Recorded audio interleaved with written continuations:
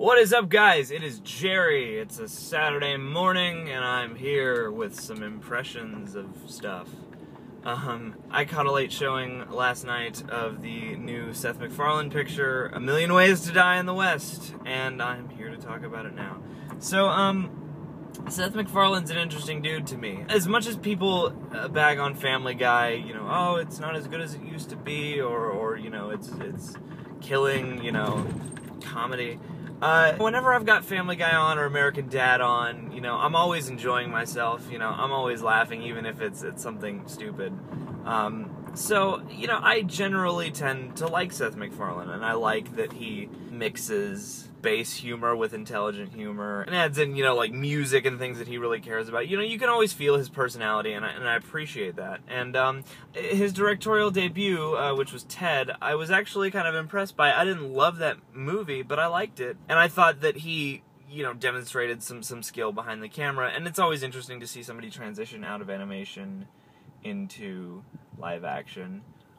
You know, they're both very visual, but in a decidedly different way, so I liked what he did with Ted overall. And I wish I could say this movie builds upon that, but to me it sort of backslides a bit. This movie, you know, takes place in the Old West in 1882, and it stars Seth MacFarlane, you know, on screen physically this time.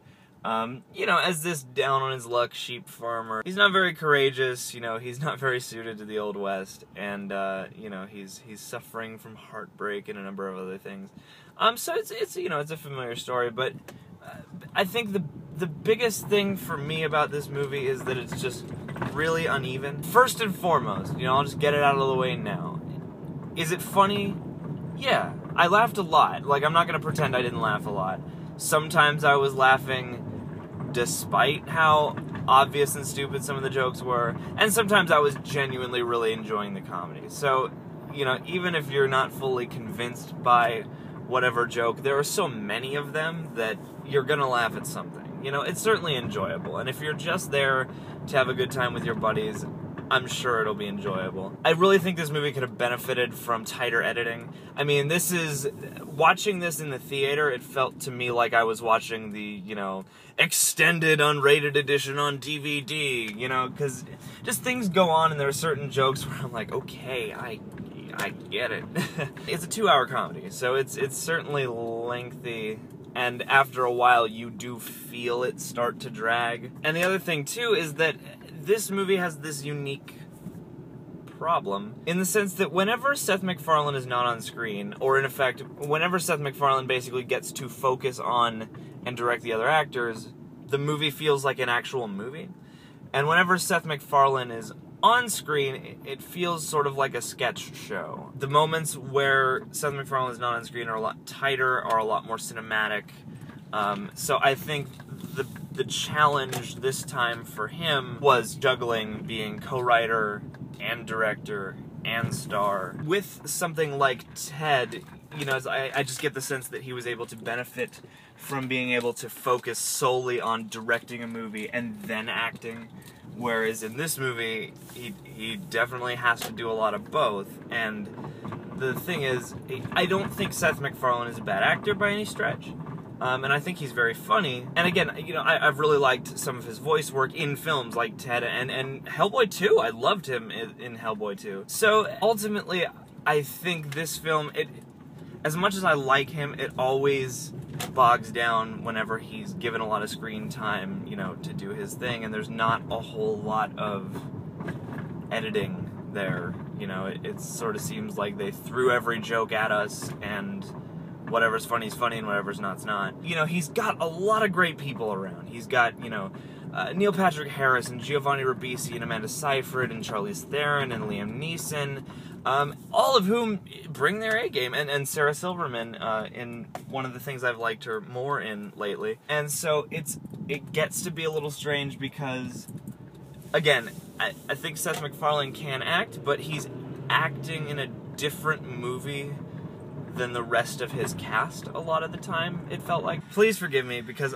I know I'm overanalyzing this, but this movie seems to have sort of an intrinsic difficulty, for me anyway, with comedy generally, because there are a lot of ways to approach comedy. You know, if you take something like Ted, Ted takes a ridiculous concept and it plays it straight. It plays it with a straight face. You know, Mark Wahlberg's character, that's just the reality of his world. He lives with his best friend, who just so happens to be a teddy bear.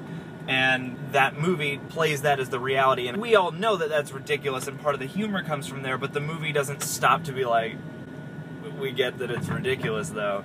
And this movie sort of doesn't know whether to do that or not, I feel like, because the supporting cast seems to all be, you know, playing their roles straight, taking them seriously. It's not as though they think they're doing Shakespeare, but they're all committed to their characters, and so part of the comedy comes from, you know, eccentric characters, and then part of the comedy comes from just telling jokes. So you get half people who are really committed to just being these wacky people and accepting that reality, and then half people who seem to believe what they're doing is funny and jokey and delivering it that way.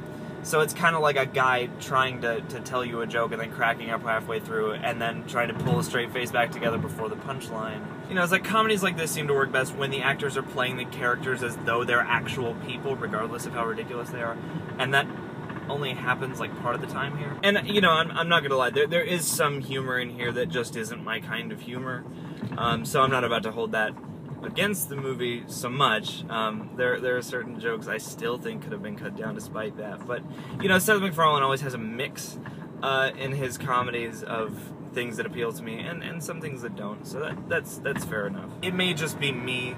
A lot of the comedy in this movie rests on anachronism.